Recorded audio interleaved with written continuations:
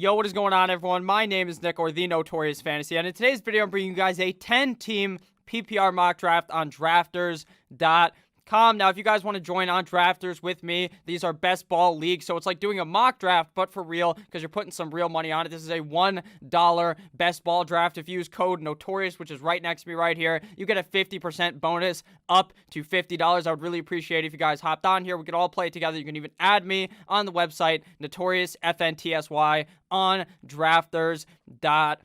We're all going to have a great time. So right now, I am pick number 1. It is my pick, and the link to Drafters is also down below. You can just click that and sign up. And when you're signing up, please make sure to use my code NOTORIOUS at checkout, which is also down below. So let's get right into it. I have the first pick of the draft. To me, without a doubt, that pick is Christian McCaffrey. I think Christian McCaffrey absolutely tears it up in 2020. It was very easy. He was clearly the running back one. If you watch my running backs 1 through 6 video, I go in depth on Christian McCaffrey. There's no reason why he could not repeat. I mean, there's going to be the naysayer saying, oh my God, Christian McCaffrey can't finish as the running back 1 2 years in a row. That's not going to happen. It never happens. It will happen. Let me tell you, Christian McCaffrey is going to absolutely tear it up in 2020. Yet again, over 1,000 rushing yards, over 1,000 receiving yards. And to me, the second guy that came off the board, Saquon Barkley, is also a lock to be a top 5 running back. As long as he does not get hurt, I think Saquon Barkley tears it up. To me, I got CMC at 1, my number 1 running back and my number 1 overall pick. And then my second overall pick and running back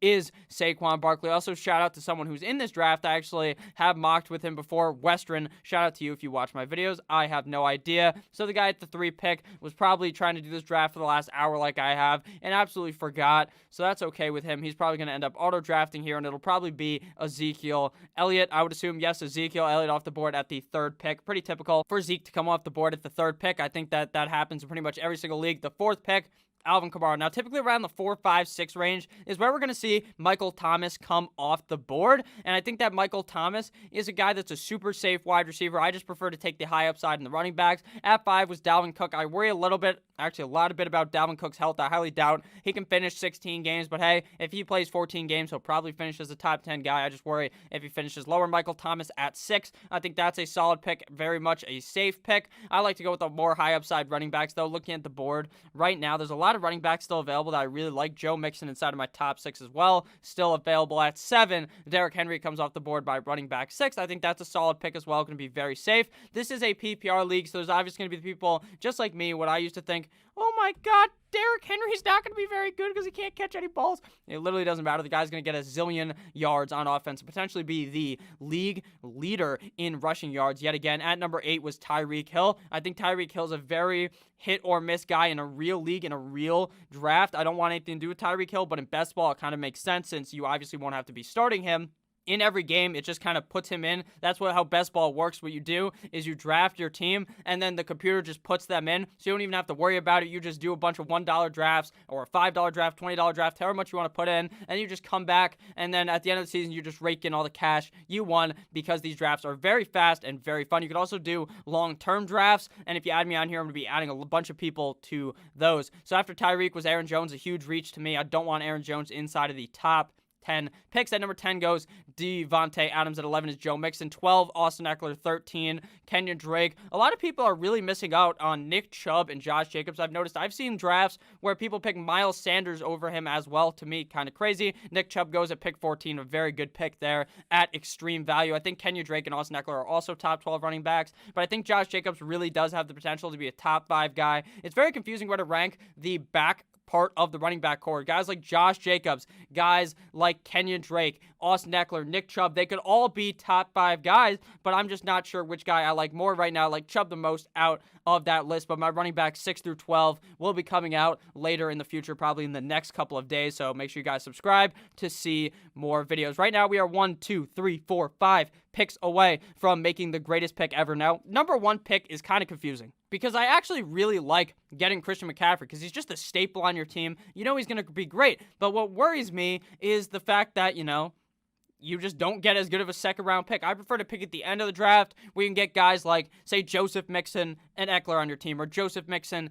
and Josh Jacobs on your team. So this team is probably going to end up auto-picking here, and they got DeAndre Hopkins. DeAndre Hopkins is a pick I do not like as well in the first round of most drafts is where he ends up going, which is very high. In the second round, I'd much rather have a guy like Julio Jones over him. I think he has a good year. I just don't think he's the same guy we saw in Houston due to the fact that he's moving up to a higher paced offense, but he no longer is the number one clear guy there. He is, but he's not going to be the guy seeing as many targets, I believe, as he saw in Houston. And especially with the fact that this coronavirus stuff is happening, who knows if the training camps are going to hit on time. It seems like they will, but they're going to be missing some type of connection, I believe. I still think DeAndre Hopkins is a top 10 wide receiver. I just think Julio Jones is much safer. After Julio Jones was Josh Jacobs, Chris Godwin, and then Miles Sanders. So we are up to bat right now. And if you guys have been watching my channel for a while, you know I like to go with the 2 back-to-back running back strategy in the first 2 picks. But if I'm being honest with you, there's not very many running backs I believe here should even be picked inside of the top 2 rounds. So we're going to go ahead and look at the wide receivers first here, and then I'm probably going to go with one of those running backs. Wide receivers still available. We have Amari Cooper, Mike Evans, Kenny Golladay, and DJ Moore, as well as Allen Robinson. To me, the best out of this bunch is either Mike Evans or DJ Moore, but I'm going to go ahead and get DJ Moore. I think that this offense is going to be firing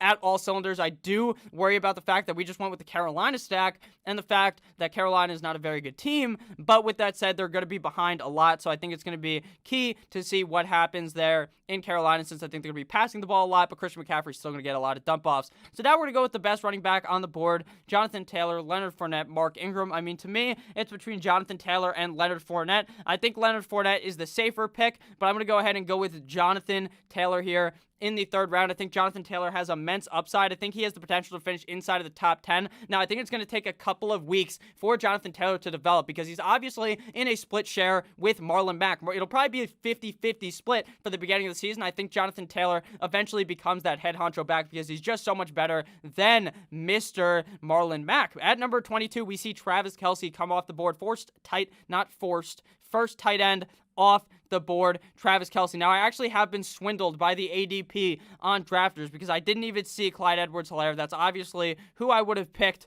over Mr. Jonathan Taylor, but that's okay. That's all right. That's why you should look more deeper than I did, but I'm still not mad with Jonathan Taylor, considering CEH is typically a 3rd round pick. After Clyde Edwards-Helaire, this guy is now on the clock. Travis Kelce is the first tight end off the board. We'll probably see Kelce and Kittle go within the 2nd or 4th round of this draft, and we also still have not seen a quarterback. So in your at-home leagues, you may actually see a quarterback go in the first couple of rounds. Typically, I say once it hits round 4, that's where I'm comfortable taking a guy like Lamar Jackson, but he never falls till there. These crazy motherfuckers take him in round 1 or round 2.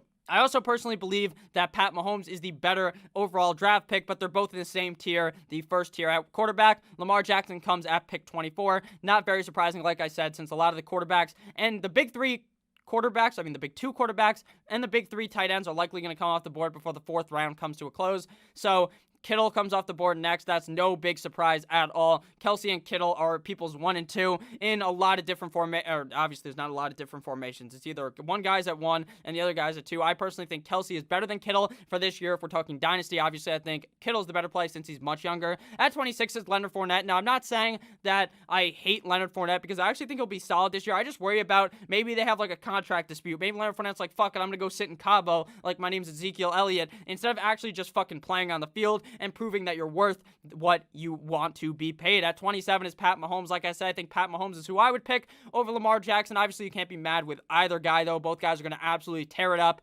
in the AFC, and Pat Mahomes will probably end up taking the Super Bowl home again. I obviously don't think the same team's going to win again back-to-back years, but I think Pat Mahomes is going to play amazing off of a Super Bowl victory last season. After Pat Mahomes is Mike Evans. Now, Mike Evans' value has absolutely tanked since TB12 has came to the Tampa Bay Buccaneers. Mike Evans was a guy many would consider an easy top 5 wide receiver in fantasy football in 2020. And then they get rid of Winston. And now they're bringing in a guy who isn't as pass heavy in Tom Brady. So Mike Evans moves back. You know what Tom Brady likes? He likes the slot. Now, I think Tom Brady doesn't just like the slot because Julian Edelman was the best fucking wide receiver for the past 8 years. That's why he threw the ball to the slot. I think Godwin is a much better pick, though. I think Godwin is the safer pick. I think we might see games where Evans disappears. At 29 comes Kenny Golladay. I love Kenny Golladay. I think he's a top 10 wide receiver receiver as well. And then Amari Cooper at pick 30. Amari Cooper really worries me in real leagues. He's going to be hot, and then he's going to be cold. Hot, cold, hot, cold, hot, cold. I made a video a couple of days ago you can actually watch where I talk about Amari Cooper and how I believe he is really going to bust in 2020, because the fact is he's going to have games where he scores 30 points, and then he's going to have games where he scores like 4 points and fucks your team right in the ass. So I don't really want anything to do with Amari Cooper. Todd Gurley comes next. Now, Todd Gurley also in that bust video. I don't think he's going to be really any good. Mr. Dirk Cutter, I should say, the offensive coordinator of the Atlanta Falcons, typically finds it hard to get the running back enough touches in their first season as a rookie in his system. Well, not really a rookie, because Todd Gurley's old, not really that old, but he's older. He's a veteran, but he's his first year in that system. I also worry about the fact that his knee is fucked up. He has that arthritis knee. You want to know who else has arthritis? Probably your great-grandmother has arthritis, because most people that are like 20-something years old don't have it. It's very bad for your knee. It makes your knee slow down and grab the wall, and it's not going to make you wiggle till your ass falls off, because Todd Gurley's knee is going to be the thing that's falling off. At 32, we see Mark Andrews, great pick there. I like Mark Andrews in the 4th round. I typically don't draft tight ends early, but Mark Andrews is a great exception to that. I think Mark Andrews has a fantastic year with Mr. Lamar Jackson. At number 33, we see Le'Veon Bell come off the board. Le'Veon Bell to me is a very, very, very safe pick in the 4th round. That's who I would have been looking for in the 4th round had they have fallen to us. Looking right now at the running back core still available, we see guys like DeAndre Swift, Chris Carson, not really David Montgomery I like a lot, so we're going to move him up. We're going to move a bunch of guys up so that we actually know who to pick when it comes to be our time. That's actually a little tidbit of information that I typically use when I'm drafting by myself, but I forgot to do because I was recording a video and because I failed at that. So now looking up here, we got a bunch of guys that I actually like. We have Kareem Hunt up here, David Montgomery, David Johnson. I prefer Montgomery out of all these guys, and I would happily pick them in the 4th round. At pick 34, we have Chris Carson. Chris Carson's a guy who really confuses me. What happens now that they have Carlos Hyde there? Is it more of a split share? It never seems to be in Seattle. They always say, oh my God, Rashad Penny's going to get these touches, and he just fucking didn't last year. It was all Chris Carson all the time. I think Chris Carson has a great season yet again, especially if Rashad Penny is still banged up come the start of the season, which it seems like it will. Now, right now, we are 4 picks away. A.J. Brown comes off the board at pick 35. A.J. Brown's kind of a guy that I'm just all out fading in these type of leagues. I just don't think A.J. Brown comes up with as great of a season he had last year. I know him and Ryan Tannehill have a great connection, but what happens now if him and Corey Davis have a couple of months to get a connection? Now, I understand Corey Davis fucking sucks, but at the end of the day, he might be throwing the ball to multiple different people, and what we saw is the Tennessee Titans, you know how they win the game? They just hand the ball off. So are they going to be passing as much with A.J. Brown? I really do not know. Right now, we are 4 picks away. Like I said, you can actually see up here, I'm in 3 different drafts right now. 2 of them are slow drafts, and I'm going to fast draft here with you guys. I like to do the fast drafts for the video, but the slow drafts are very fun as well. You just set it, and then you just wait a couple of hours, then it's your pick yet again. Typically, I download the app as well on the App Store. David Johnson comes off the board at 36, and then at 37 is Odell Beckham Jr. I don't trust Odell Beckham Jr. I just never will. I think they're going to be running the ball so heavily in Cleveland that I don't know why you would want to draft a guy on a super run-heavy team. A team I could see running the ball 60 to 65% of the time in 2020. I really would not be surprised if that was the thing. I mean, 55... probably, most likely, but I wouldn't be surprised if they're running it 60 to 65% of the time. If you guys have actually ended up enjoying this video thus far, we're about 12 minutes in this video. Please click that subscribe button down below. This video is going to be much longer because I'm going to be talking about every player, trying not to pause as much. After Odell was Juju Smith-Schuster and then Allen Robinson. So now we're going to be able to actually get the guy I wanted in David Montgomery. I think David Montgomery is going to have a great season in Chicago. Last year, he was actually thought of, oh, he's going to be a top 10 running back. I was spreading that too. I was talking like Mickey Mouse. And then in reality, he just fucked you in the ass, was like a top 25 running back. But this year, I think he has a bounce back season in 2020. Even though his bounce back, he wasn't really that bad for a rookie. Now here, we're probably going to be looking at the wide receiver position. Guys still available. We have Keenan Allen, Adam Thielen, Devontae Parker, Stephon Diggs, DJ Chark, Cortland Sutton, T.Y. Hilton, Cooper Kupp, Calvin Ridley. I really like Calvin Ridley, and I really think I like Cooper Kupp, but I think Calvin Ridley really has top 10 upside in Atlanta. I think they're going to be really pass heavy just like they were last season. So I'm going to go ahead and secure Calvin Ridley, a guy who I think could be top 10 in the fantasy football as a finisher. I really believe it. I think him and Julio could both be top 10 guys. This offense is very pass heavy. Matty Ice is going to let it loose. And if we look at Matt Ryan's seasons, he has a good one and then he has a great one. Good, great, good, great. Last year, you know what it was? It was a good one. So I think this season in 2020, we see a great Matt Ryan, a great Calvin Ridley. And we saw Calvin Ridley absolutely tear it up last year. If you look at his splits, splits from when it was him and the other wide receiver that was there, Mohamed Sanu, versus when it was just Calvin Ridley, because Mohamed Sanu, as you know, got traded to the Patriots and he ended up sucking ass, but Calvin Ridley emerged a lot there. He absolutely owns the Tampa Bay Buccaneers, just like Derrick Henry just absolutely skull fucks the Jacksonville Jaguars. Same thing right there. At 42, we see James Conner, 43, Mark Ingram. Now, James Conner's a solid upside pick. I mean, the guy's easily a very, very, very, very talented back in the NFL. It could be a top 5 running back in fantasy football if he didn't get hurt, but he just always does. He's made of fucking glass. The defense will go ahead and tap the guy on the shoulder. He fucking turns around, and his shoulder is absolutely out of its socket. And it's just, the guy just gets hurt all the time. At 43, we see Mark Ingram. Kind of controversial with Mark Ingram. I don't know what to think with that offense. Do I want Mark Ingram? Do I not want Mark Ingram? I really have no fucking idea, because I think they're going to be really, really, really looking to split the running back touches between Mr. Mark Ingram and the running back they drafted in J.K. Dobbins. So that is a bit worrying. After Mark Ingram comes Raheem Mostert, a pick I actually really do like in the 5th round. But Melvin Gordon, I'm kind of in and out on the guy at the same time. I am not all for Melvin Gordon. I'm not all against Melvin Gordon. I just think he's going to have a okay season. I do like Phillip Lindsay later, though, because I think there's a potential where it's a 50-50 split, and in that case, Phillip Lindsay is going to have a great season. After Melvin Gordon comes DeAndre Swift, who I don't really like. I think that fucking pencil in the ear motherfucker, Mr. Matt Patricia, will not use DeAndre Swift like he should. He's never used Kerryon Johnson like he should have, and now he's never going to use DeAndre Swift like he should. But if Kerryon was to go down, DeAndre Swift is going to run a train on defense. At number 47, we see Adam Thielen, a wide receiver that I probably was looking at there when I was looking at all those wide receivers. I think he's going to have a great year, especially since I think now that Stephon Diggs is gone, Kirk Cousins is really going to focus in on Adam Thielen. He's going to have a year not like last year, but the year prior, where he was like a top 10 wide receiver. Maybe even he was the best wide receiver number 1 for like the first 6 weeks of that season in 2018. After Thielen comes Darren Waller. Pretty much, if you look here, actually, I could just show you. At the tight end position, I'm just fading all these motherfuckers. I don't want anything to do with Darren Waller. I don't want anything to do with Zach Ertz, Austin Hooper, Hunter Henry, Evan Ingram. Right here is where I like it with Mr. Hayden Hurst. I like guys like Jack Doyle, Mike Gesicki, guys you get later. After the first 3 tight ends come off the board, and Kelsey, Kittle, and Andrews, I just say, fuck it. I don't want anything to do with the rest of you motherfuckers. I would rather just take the shot later. I'm one of those guys that think Hayden Hurst is top 6 potential at the tight end position, so I don't want anything to do with Darren Waller, who I think is going to be kind of confused in Oakland with so many options around him. At 49, we see Devin Singletary. I don't like Devin Singletary. I'd much sooner just wait and draft a guy like Zach Moss. Well, this is a 10-team league, so maybe in the 12th round, but in the 10th round of a 12-team league. At 50, Devontae Parker comes off the board. Now, you guys know I'm a Dolphins fan. Dan Marino is chilling behind me on the wall. I fucking love the Dolphins, but Devontae Parker, he didn't get it going until Preston Williams got hurt. So what does that say about it? Same thing with Mike Gesicki. Didn't get it going until Preston Williams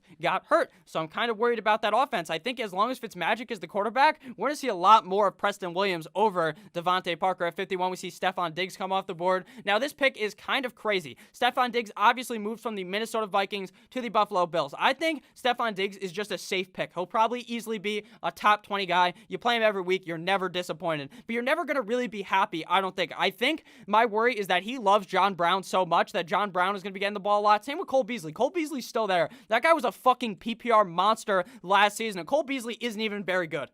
After Stephon Diggs, we see the wide receiver 1 in the LA Chargers is Keenan Allen. Now, Keenan Allen, he's taken the fall from grace. This guy was like a top 3 round pick last season, now falling to the 5th round. I think that's some great value, especially if Tyrod or Justin Herbert can throw the ball to him. Now, that's a huge if.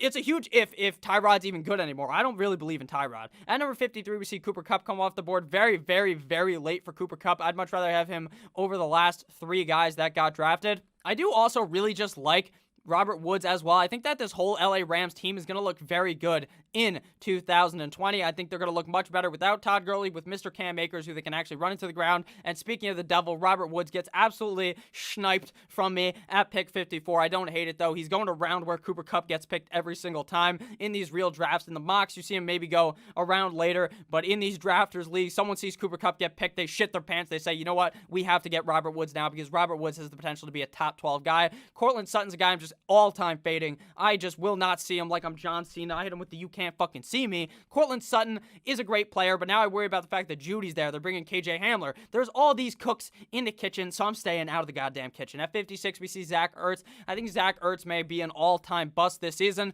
I think there's a potential where Goddard gets so many targets, more targets than we saw last season, and there's also a world where if everyone stays healthy, Zach Ertz didn't do diddly squat last season. The guy was just a fucking bum the first, 8 weeks of the season, and then you see Alshon go down. The best wide receiver on the team was Nelson Aguilar, and then he got hurt. So you were really just seeing Zach Ertz being the only wide receiver out there for Carson Wentz to throw the ball to. So what happens if somehow Deshaun Jackson stays healthy? What happens if somehow Alshon Jeffrey stays healthy? What happens if Jalen Reagor emerges and is very good? Who knows? At 57, we see Mr. Kareem Hunt come off the board, the guy I probably would have wanted with this pick. I love Kareem Hunt a lot. Looking at running backs still available, none of those guys are really calling my name. Guys like Kerryon Johnson, J.K. Dobbins, who I think actually does have some high upside, and I would be willing to pick maybe in the 7th or 8th round, but I don't think he's going to fall to me in the 8th round. Down here, we see Ronald Jones, who I actually kind of like, but he's a much later round pick in a 10-team league, so I'd probably go with Dobbins at the 7th round if he ends up falling to me. Looking at wide receivers right now, actually, I want to note, I completely avoid quarterback and tight end, especially if I don't get one of these guys like Lamar Jackson or Pat Mahomes in the 4th round. I just wait, and if I'm not getting Andrews, Kittle, or Kelsey, I completely wait until the end. After Kareem Hunt, we see Mr. D-Baby Shark, DJ Shark, and then Tyler Lockett. So looking at the wide receiver position right now, we have a bunch of guys that I really like. We have Terry McLaurin, DK Metcalf, Tyler Boyd, all guys I would love to get on this team, but I think Terry McLaurin has the highest upside out of all of these guys. I think he's on a team that is willing to throw the ball a lot because they're going to be down in games. Whether or not you believe Mr. Dwayne Trashcan Haskins is any good, I still think Terry McLaurin will be able to tear it up either way. Now, right here, we're going to go ahead and select J.K. Dobbins. Now, in a real draft, I would be a bit worried in the 7th round to go with J.K. Dobbins. I might have just pivoted and picked another wide receiver, but I wanted to go ahead and get another running back on our team that I think has pretty high upside. If Mark Ingram somehow gets hurt, J.K. Dobbins goes into the best rushing offense in the NFL, so that obviously is immense upside for J.K. Dobbins, and he may be getting worked in more as we see the season escalate on. Maybe by week 8, week 9, he is truly the head alpha in Baltimore, and that is going to be amazing, especially at a 7th round value.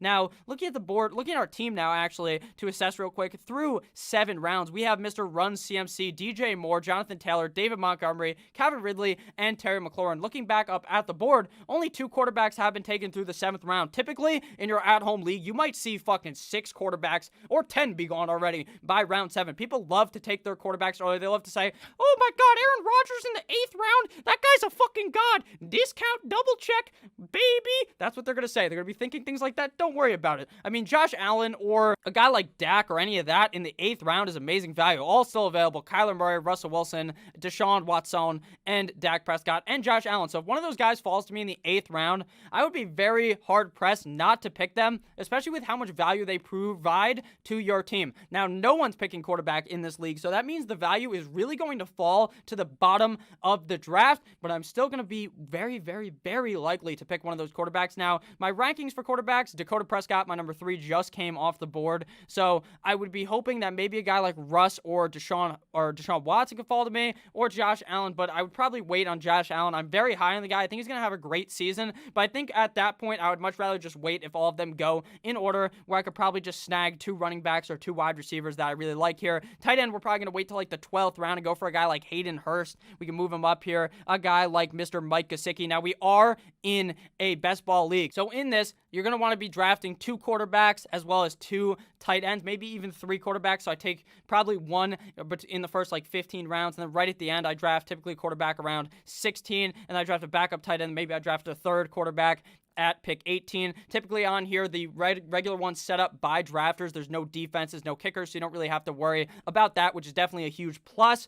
You want to also make sure you're worried about the buys on drafters. Just check the buys of your quarterbacks and your tight ends. I don't really check for the running backs or wide receivers because you should be fine regardless. Looking at pick 67, we see Cameron Akers come off the board. I love that value on Cam Akers. I think Cam Akers has the potential to be a top 10 guy, given he becomes the workhorse. Now, will he become the workhorse? Sean McVay's spitting the, oh my God, we're going to actually use a running back by committee. It's going to be Mr. Cameron Akers. It's going to be Darrell Henderson, and that huge fat fuck Malcolm Brown's going to play too. I'm Mickey Mouse. That's what they're going to be saying. It's fucking stupid. I do not believe a fucking word that guy says. I really don't believe in him. That guy legitimately told me that Todd Gurley was healthy in the Super Bowl. Todd Gurley wasn't fucking healthy. Todd Gurley was so far from healthy. The guy barely touched the field, and that's probably why the Rams lost the Super Bowl. If Gurley was healthy, they would have won the Super Bowl. But I digress. At 68, we have a high upside pick in Hollywood Brown. I actually like that pick a lot. I think the guy has the potential to really blow it up in 2020. At number 69, we see Deshaun Watson. At 70, we see James White. James White's a guy that I'm kind of in on and kind of out on. Now, I'm very worried about the fact that Tom Brady was Mr. Checkdown in 2019, 2018. Mr. James White was a fucking top 12 running back both those years because he just dumps the ball off. He's just like, oh shit, there's guys coming. Let me just dump it off to James White. Let me just throw it to James White. And that was happening. He was getting so many targets. Will that happen when Stidham or Hoyer is the quarterback? I have no idea, so I'm kind of worried a bit. But the 7th round is fine here at 70. While we see Darius Geis. Congratulations to Citizen, this guy, for getting 4 games out of the running back drafted in the 8th round. Huge round of fucking applause. At 72, we see Christian Kirk. Christian Kirk's a guy who I was really liking until they got DeAndre Hopkins. That's just a clouded and cluttered wide receiver room. In Arizona, they have Larry Fitzgerald. They have DeAndre Hopkins. They have Andy Isabella. They have Christian Kirk. They have knockoff Keyshawn Johnson. They just have a lot of guys that are going to be on that roster getting work, so I'm a bit worried about Christian Kirk here, especially in the 8th round. I feel like that's a little too early for that man. Now, looking at our roster construction, we always want to go more running backs than wide receivers. We have 1, 2, 3, 4 running backs and 3 wide receivers. Now, in this league, we're starting 3 wide receivers, but the value of wide receiver is still going to be immense here in like the 9th, 10th, 11th, 12th round. Guys that I all like, whereas the running backs are going to be god-fucking awful by then. They're going to be all handcuffs. Guys like Alexander Madison are going to be drafted there. Right now, if you look at this, the only starters that I think are going to be getting a lot of opportunity, Ronald Jones, Phillip Lindsay, I think, could get some opportunity as well. Same thing goes with Sony Michel. And then we have Jordan Howard. And where the fuck is Jordan Howard's other running back in Miami? Where the fuck is my guy at? There he is. Matt Breida's at fucking number 100. I had to search all the way through Miami to get him up on here.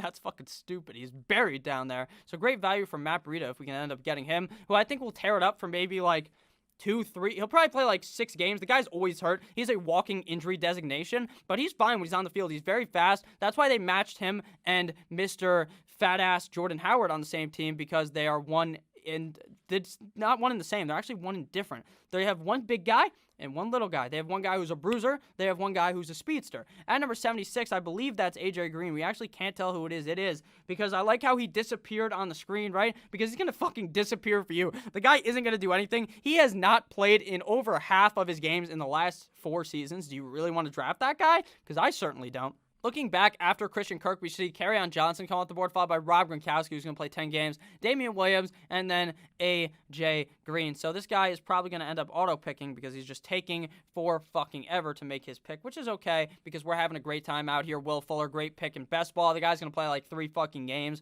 That's a lie. He'll probably play in like 10, but I do worry a bit about Will Fuller because the guy just cannot stay healthy to save his life. Looking at the wide receiver position, there's still a decent amount of wide receivers that I like on the board. Tyler Boyd especially. Looking at QB, Josh Allen is still there, but I think I'd just much rather wait and go maybe a running back and a wide receiver, or maybe just 2 wide receivers, because I like the value a lot at the wide receiver position right now in the 8th and 9th round. So Russell Wilson came off the board, which really kind of hurt the quarterback value because he would have been the guy I probably would have picked in the 9th round here. Just one pick right before we go. If you guys have enjoyed this video thus far, you already made it this far, please make sure to click that subscribe button and comment down below Russ. I just want to see Russ, and I'll shout you out in the next video. So now it is about to be our pick. So I'm really in on Tyler Boyd. Gallup ends up falling here and to pick 79, and he's the guy I probably would have picked back-to-back. Michael Jordan, 96, 97. Woo! All right, that's probably who I would have picked at number 81, but we're going to go ahead and select Tyler Boyd here. Off the rip, I think Tyler Boyd has top 20 potential. He will finish inside the top 20. I mean, he fucking does for the last 2 years. He's going to be an absolute sleeper in these leagues. I don't understand why more people aren't more on drafting him. Now, I think I can continue to wait on Hayden Hurst, so we're going to go ahead and probably pick another wide receiver or running back, but there's a lot of wide receivers I actually like in this next round value, like the 10th, 11th round, so I'd much rather just go ahead and get a running back here that I think has super-duper high upside in Ronald Jones, could potentially be the starter for the first couple of weeks while we wait on on Keyshawn Vaughn because Bruce Arians doesn't really tend to like to use that rookie running back. We saw a couple of years ago in 2015 with David Johnson. Next guy who looked like one of the best backs in the league, and he's just being held back by Bruce Arians. It's like one of those fights where the guy's like, hold me back, man. And that's what was happening. They were just holding him back. He was like this, getting fucking wrapped up like a Trojan condom. He's back there. He can't move because he just won't let the rookies loose. All right, I think Ronald Jones will have the opportunity to be good, potentially in a 50-50 split, even if Keyshawn Vaughn looks good. At 82, we see Sony Michel, another guy I like a decent amount. I think Sony Michel's a very safe pick. We'll get the rock a lot in New England, especially if Stidham doesn't look very good. They might be looking to run the ball even more than normal, even though they're also a pretty heavy run defense. I meant to say run offense. The run offense might actually be working even harder this season. At number 83, we see Marlon Mack come off the board, followed by Jordan Howard. So like I said, around the 9th round, you're seeing running backs that are absolute backups, whereas the wide receivers are guys that are on the top 2 on their team. Julian Edelman is legitimately the wide receiver 1 on New England. He's still available. John Brown, the wide receiver 2 in Buffalo. Jerry Jeudy, the wide receiver 2 in Denver. Mike Williams, the wide receiver 2 in LA. Marvin Jones could be the wide receiver 1 there, arguably. It's more of a 1A, 1B situation when Marvin Jones is healthy. That's how good Marvin Jones is. Guys like CeeDee Lamb, who could potentially emerge eventually later in the season. Darius Slayton, a guy I really like. I'm just going to start moving people up here. Preston Williams, a guy I really like. I mean, Brandon Cooks, he will be great, but he's going to fucking get hurt as well, just like Will Fuller. What Bill O'Brien actually did is he just said, he Googled most injury-prone NFL players, and he just brought them all together. He actually didn't even have to bring Will Fuller there. He was already there. He just drafted him a couple of years ago. And then Brandon Cooks, they're like, you know what? Let me trade him. Let me get this guy. He'll probably play like 10 games. Brandon Cooks, I feel so bad for the guy. He just gets absolutely laid out and destroyed. Deontay Johnson, I also really like a lot. I think that guy has top 15, top 20 potential, especially if Big Ben could stay healthy. And I actually watched a video today from Nick Ercolano, and he does a breakdown with a doctor, Dr. Jesse Morris. He talks about a Big Ben's health rating right now, like his injury risk is at a 3.8 out of 10. A 3.8 out of 10, which is much lower than what I thought it would have been. So I'm actually really getting a bit higher on Juju now and on Deontay Johnson, especially if he can stay healthy. So there's still a bunch of quarterbacks on the board. If Josh Allen makes it to us, I'd be hard-pressed not to pick him, but I'm still going to continue to wait on tight end because I'll probably just end up drafting 2 of them you have to draft 2 anyways, but I'll be fine if Hayden Hurst doesn't fall to me. Even though I really like him, I'll still pick Gesicki, even though I think his value is kind of perceived to be much higher than it really is because he wasn't really doing fucking shit without when Mr. Preston Williams was on the field. He wasn't really doing all that much. Now looking back at the board after Jordan Howard came off the board, Jarvis Landry came off the board, Tevin Coleman, Marvin Jones, and Philip Lindsay. Marvin Jones, like I said, amazing wide receiver that you can find super late in the draft. That guy can't stay healthy either, but he'll at least play like 12, 14 games, whereas Brandon Cooks might play fucking 5. Jarvis Landry, a very safe pick late in the draft. Their worry, though, is that he got surgery in the offseason. He may not be healthy, ready to go week 1. Now, the news is right now, hey, he'll be ready, but they say everyone's going to be ready for week 1. They said AJ Green was ready for week 1, and then AJ Green, they're like, oh, he's ready by week 4, and then week 8. And then he's fucking not playing at all. At pick 88, we see Philip Lindsay and then Tariq Cohen. Tariq Cohen has value if David Montgomery gets hurt. If not, he's just a glorified pass-catching back. At 88, we see Philip Lindsay, who I think has a lot of value, potentially being a 50-50 split with Melvin Gordon. At 90, we see Joshua Allen come off the board. Great value in the 9th round for Josh Allen. But typically, what I'm going to be honest with you, if I'm on one of these swing picks, you pick the quarterback in the next round because you can say, oh, I got Josh Allen in the 10th round instead of the 9th round. Fuck you. You can say things like that. I just think it's funny. At 91, Aaron Rodgers. Oh, jeebus. I mean, Aaron Rodgers, man, come on. Fucking Aaron Rodgers, they just like to run the ball so much. Aaron Rodgers is still good, but they're just so run-heavy that I think Aaron Rodgers, and they also didn't draft him another wide receiver. They legitimately said, this was what Matt LaFleur did. He went like, boom, right up your ass, Aaron Rodgers, straight up the ass for you, because we're not going to draft you another wide receiver. So Devontae Adams could have a good season. I just don't think Aaron Rodgers will. At number 92, we see Golden Tate, followed by Mr. Austin Hoop God, who I loved in Atlanta. Hate him in Cleveland. Cleveland, they're just going to run the ball so much. I'm really worried about their pass catchers aside from Jarvis Landry. And then obviously Kareem Hunt, who's he's kind of like a wide receiver, but he's also a running back. But the thing about Kareem Hunt that's hilarious that not many people talk about, if Chubb gets hurt, you legitimately are drafting a guy that's top 10, but he's not even a fucking handcuff because he plays so much. Kareem Hunt is just the most outstanding value I've ever seen like in the 5th round. I think he's going to be great this season with or without Chubb's injury. At number 94, we see Henry Ruggs. Henry Ruggs ended up getting hurt, fucking helping someone move, so you hate to see that, but he'll be fine, ready to go for week 1. That shouldn't really hinder him too much. It's just a funny story that you read while all this stuff is happening in real life. At pick number 95, we'll probably likely see, I have no idea. See, I want to actually look back at the draft. Did anyone do a wide receiver 0 or running back 0? No one did do it. Typically at pick 9, 10, or 8 here in a 10-team league, you see 2 teams go with back-to-back wide receivers. That guy went back-to-back running backs, which is what I would have done. Tip the cap to you, mister. At number 95, we see Thomas Brady, followed by Tom Brady's bitch boy, Julian Edelman, at pick 96. 97, we see Darius Slayton. 96, 97, shout out Michael Jordan. Darius Slayton going at pick 97 is tremendous value. I think Darius Slayton is the wide receiver 1 on New York. I mean, New York, their fucking wide receiver core. Golden Tate, I made a mistake one time. I said he was injury prone. He really isn't. He actually got suspended last year. He wasn't even hurt at the beginning of the season. So Sterling Shepard always gets hurt. Evan Ingram always gets hurt. So Darius Slayton could be that wide receiver 1. He was tearing it up. Him and Danny Dimes had some type of unforeseen mental connection. He would just like look at Darius Slayton, look down the field, the guy's wide open. The guy's a speedster. He's like Lightning McQueen on the field. Guy is fast as fuck. At number 98, we see Hunter Henry. I don't like Hunter Henry at all. I also think that guy, there's a worry, to be honest with you. I don't think Tyrod will dump it off to him, but if Mr. Justin Herbert the pervert becomes the starting quarterback, I'm really going to start liking Mr. Hunter Henry, even though I do worry about his health. Brandon Cooks comes at 99, so now it is our pick, and we're going to go ahead and select our another wide receiver. So right here, the wide receiver I like the most is Deontay Johnson. I really think he's going to be tearing it up in Pittsburgh, especially if Big Ben can stay healthy. So now we are up yet again, and we're probably going to end up going running back or quarterback. No, none of the quarterbacks I really like here. So we're probably just going to go ahead and make sure we get our guy in Hayden Hurst in the 11th round. I think Hayden Hurst is really going to tear it up in 2020 in Atlanta. Dirk Cutter literally jerks off to the tight end board that's in the room. He memorized it. He sleeps, and he has wet dreams after looking at Hayden Hurst on his roster. They traded a lot to get Hayden Hurst. They traded Hayden Hurst for a 2nd and 5th round pick, so they really believe in him, and I think that Hayden Hurst is going to have a great year. We saw Austin Hooper absolutely blow up last season, and Hayden Hurst might be just as good as Austin Hooper, if not potentially even better. Next pick off the board, we see Carson Wentz. Do I like Carson Wentz? Yes and no. I think the guy's really talented. I think he has an injury problem. I think he'll probably end up getting hurt next year, but will it be in the playoffs to hurt all the Eagles fans? Probably. Yet again, Carson Wentz is very talented, though, when he's healthy, and especially if his wide receivers could stay healthy, this guy could be a top 5 quarterback. At number 103, we see John Brown. John Brown is kind of like, he got absolutely alphaed by Mr. Stefon Diggs coming in there. I really feel bad for John Brown because he was tearing it up. He probably could have teared it up again this year. I think he'll be safe, though. Guy getting around 10 points every single game. At 104, we see Evan Ingram. 105, we see Drew Brees. Evan Ingram's a guy I'm kind of avoiding as well. He's on my do not draft list. I just think he's just too much of an injury risk.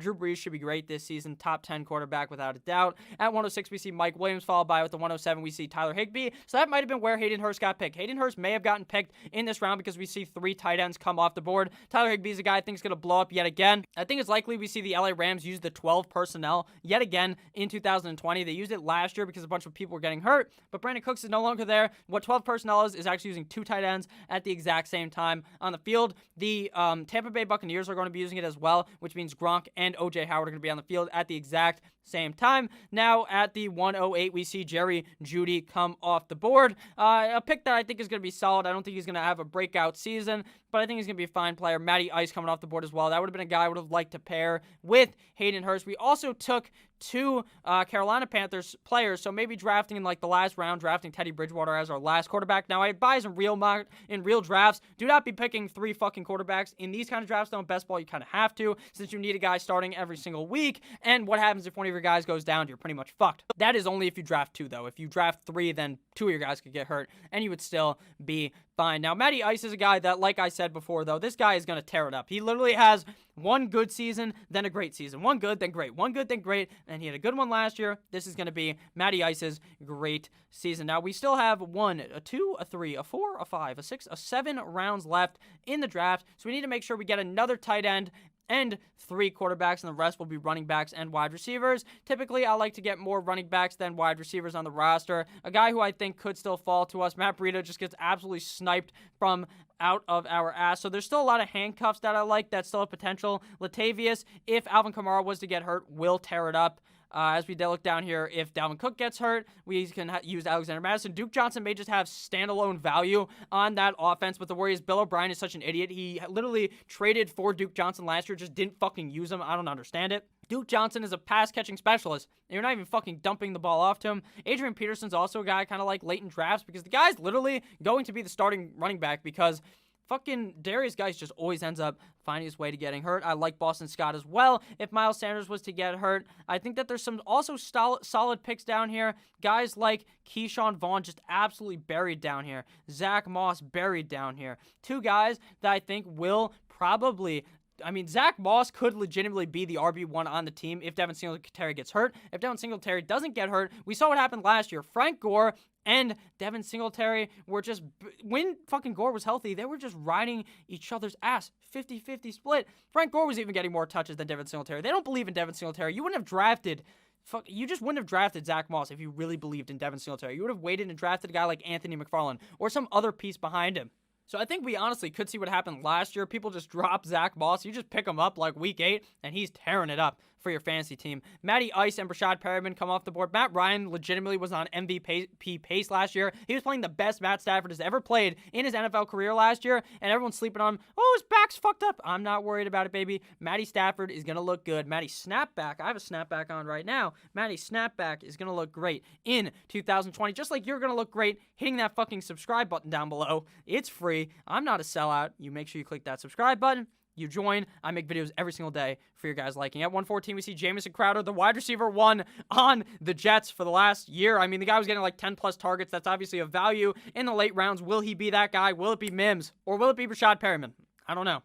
I really don't know. That's why I'm kind of avoiding all those guys. I think I like Perryman, though, because he typically goes the latest, but he didn't here. At number 115, we see Noah Fant, whose value hit the tank. His stonks were going rising. His stonks were like, bing, bing, bing, bing, bing, going up a roller coaster, and then went straight to the fucking bottom. Boom! Because they just added some other guys there. He's probably still going to finish inside the top 10, but finishing inside the top 10 and a tight end is the easiest thing you could ever do. After him comes Jared Cook, a guy I'm really not looking for, Latavius Murray, and then Sterling Shepard. So right here, we'll probably pick a running back and a quarterback. If there's any guys here that I really like, I like Daniel Jones a lot, so he's probably going to be the pick here. I'm going to try to get Big Ben as well later. Keyshawn Vaughn comes off the board, so we're going to go ahead and snag up Mr. Zach Moss here, who could be the RB1 potentially in Buffalo, and they go with quarterback Danny fucking Dimes, who had an amazing year last year. I called him Danny Fumbles last year because this guy has fumbleitis. He has butterfingers, but if he fixed that in the offseason, in the preseason, and before the season starts, or if he eventually figures that out, he will be great. He had games where he was a top 10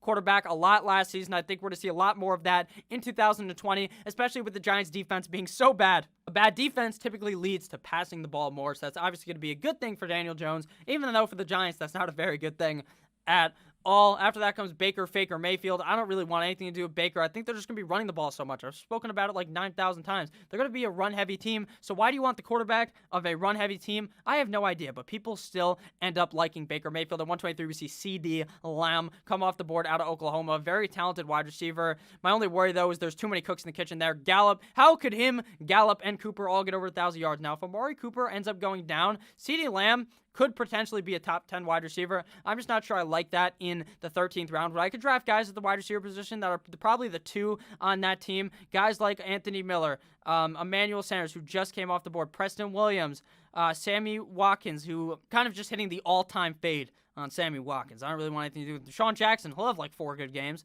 Corey Davis has the potential. He's never going to break out. Let's be fucking honest with you. He never will, but there is the potential for it. N'Keal Harry I like as well. Deep down here, Mr. Mecole Hardman. James Washington also. I drafted Deontay Johnson, but he's going so much later. What if Big Ben likes James Washington more than he likes Deontay Johnson? And we've all been swindled. So he's also a kind of a solid pick down here. Antonio Brown, you could just go ahead and say fuck it and pick him. Randall Cobb, I think, has potential to be maybe the number 1 option there. Alan Lazard, a sleeper as well. Laviska Shenault. Shout out to my boy Laviska out of Colorado. And then that's pretty much it. So Up here, I just have a solid list of wide receivers that I am going to try to go ahead and get before the draft comes to a close. After we see CeeDee Lamb as Preston Williams, Emmanuel Sanders, then Horsecock, Joe Burrow, smoking cigars, winning national championships, getting money from Odell.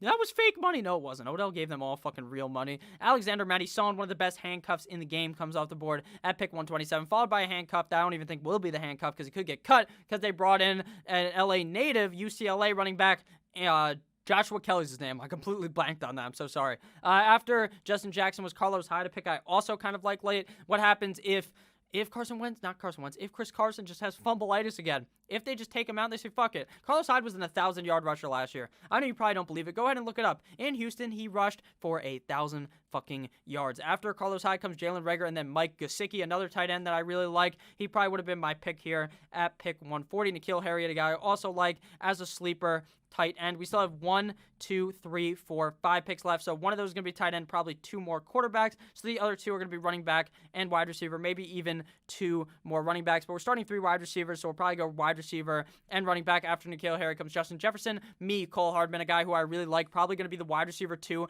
on Kansas City. And all these fucking wide receivers are so boom bust. They're just a bunch of guys that are speedsters, absolute speedsters, running down the field. Patrick Mahomes just closes his eyes. He does the no-look pass, and then he talks like Kermit the Frog after he just threw you a touchdown.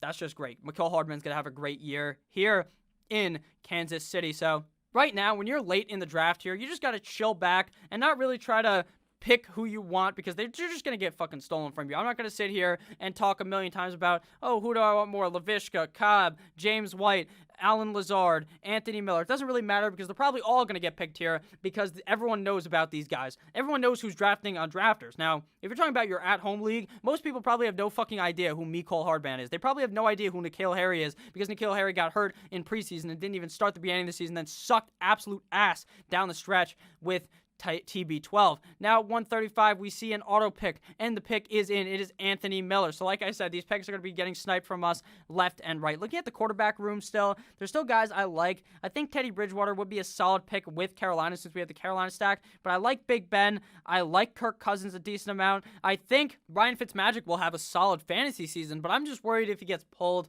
say week 8, for Mr. Tua, then you're not getting that value. Drew Lock I really like. I like Gardner Minshew.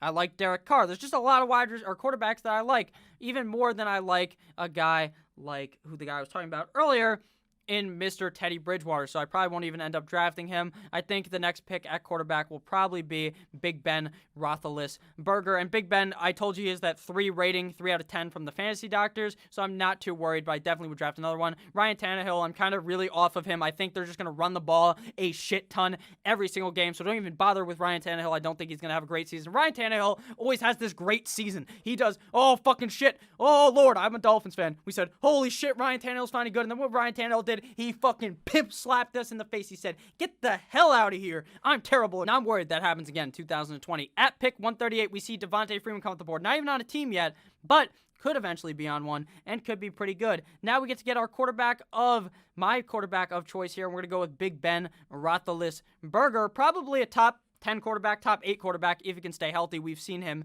be an absolute beast the last couple of seasons. So we're going to go ahead and get our handcuff that I love, Boston Scott, for Miles Sanders. If Miles Sanders was to go down right now, there's no one backing him up. Boston Scott could be amazing if Miles Sanders got hurt, and he will still be getting used when Miles Sanders is in the games. Real quick, guys, I'm just going to fast forward through the last couple of picks.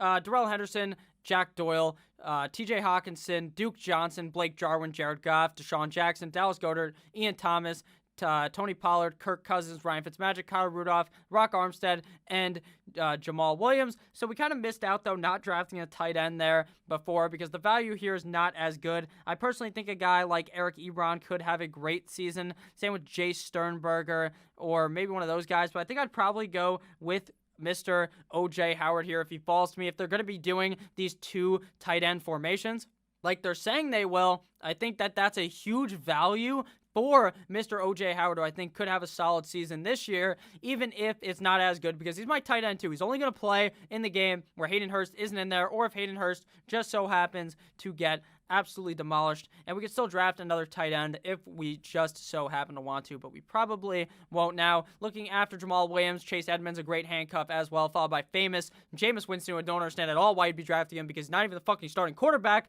on the New Orleans Saints. almost our pick here. If you guys have enjoyed thus far, we're near an hour at this point. I really hope you guys enjoyed this. We're going to have a great time here every single day on my channel, so please click that subscribe button.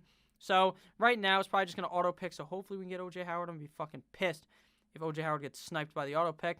Does it? It does not. They get Teddy Roosevelt, so we go ahead and get O.J. Howard, and now we can draft our third quarterback to call the quarterback room a lock. Either we go with Drew Lock, or Gardner Minshew. I think here I'm going to go with Gardner Minshew since I've already drafted Drew Lock. I think Gardner Minshew is going to have a great year because the defense is atrocious. They're going to get bent over, and he's going to have to rail them into the games. He's going to have to be throwing off his back foot. He's going to have to be throwing the ball deep down the field to get them into the game. So I think that Gardner Minshew is a solid pick there at pick number 17. We only have one pick to go before the video comes to a close. And we're going to fast forward to it because I really don't have anything to ramble about right now. Boom.